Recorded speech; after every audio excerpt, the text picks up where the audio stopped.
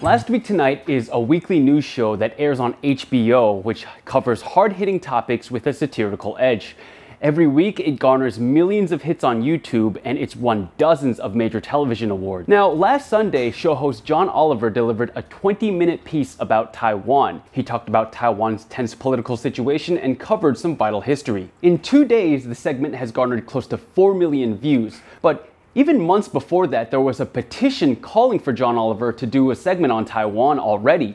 Now, I spoke with Jenna Lynn Cody, author of the Laorencha blog and creator of the petition, to get her thoughts on how that segment did and how well John Oliver covered his topics. I want to know, don't water this down for me. How ecstatic were you when you saw that episode happen? I saw, so a friend mentioned, just sent me a message saying, oh my God, he's doing it. And I started shouting to my husband, now, he's actually doing it, you know? I spent those few minutes just sort of riveted to my couch, but we watched it again later that evening.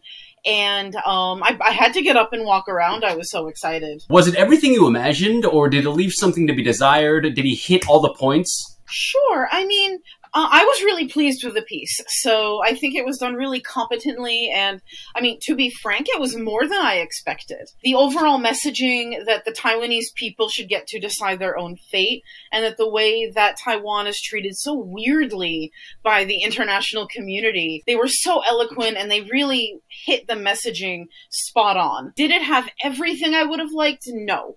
But nothing is perfect, you know? You're never going to have that perfect segment in your mind. One example is, I don't care about John Cena, but I see why they went with that. I mean, I think that's a commercial decision. People in America know who that guy is, and it matters. Overall, I was really pleased with it. I thought the history lesson was useful and accurate.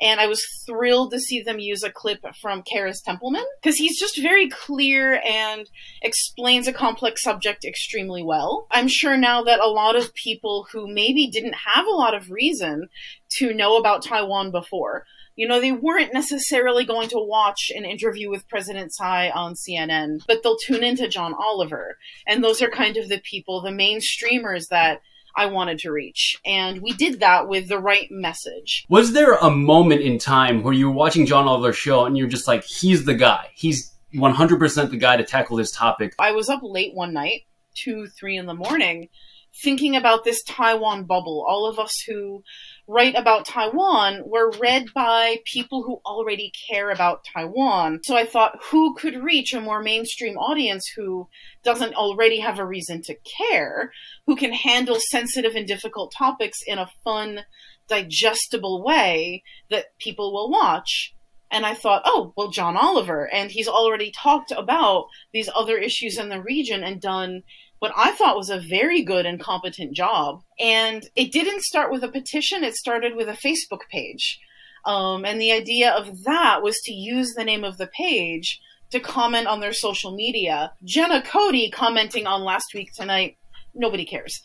But a page called John Oliver Should Do an Episode About Taiwan commenting on Last Week Tonight, somebody might notice that. Run me through the process of starting the petition.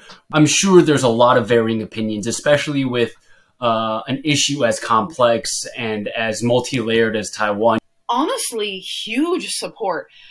There were some detractors. A few people thought it was helpful to voice their opinion on John Oliver's show, saying, oh, I don't like John Oliver, I think he's insufferable, or I just don't care for it. And my reaction to that was, who cares? The point was to get Taiwan in front of the mainstream, mostly liberal audience that he attracts. I think the way he approaches issues is fine.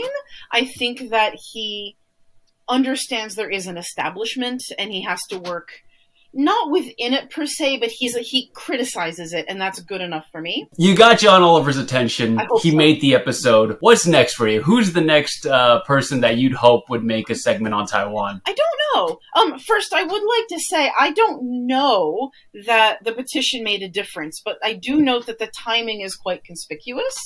However, Last Week Tonight does have a Taiwanese-American producer and a writer who used to live in Taiwan. In any case, as for what's next, I'm not sure. Certainly, the other comedy news, you know, big guys, Trevor Noah, Stephen Colbert, have not covered the region to my satisfaction.